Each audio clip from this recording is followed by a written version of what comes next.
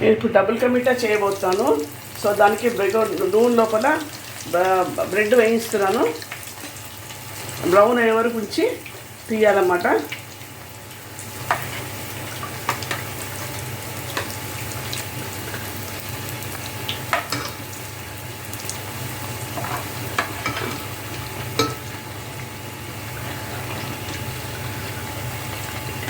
ఇలా అన్నీ బ్రౌన్ అవుతూ ఉంటే తీసేసాలన్నమాట. అలా వేరే డిష్లోకి చెప్తాను మీకు నెక్స్ట్.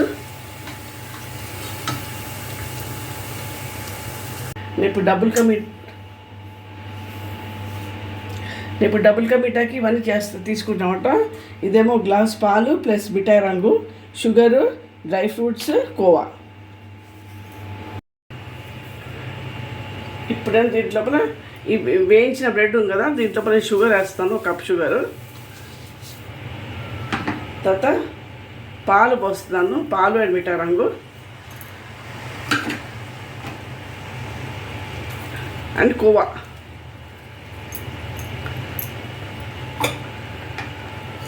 And dry fruits.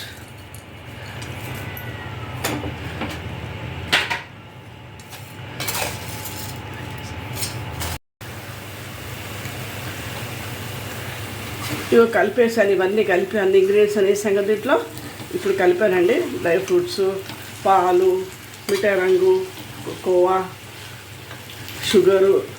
ఇప్పుడు డిష్ అవుట్ చేస్తున్నాను. ఇప్పుడు చూడండి, ఇంకా అయిపోయినట్టు ఇది. ఇప్పుడు డబుల్ కా మీఠా రెడీ అయిపోయిందండి.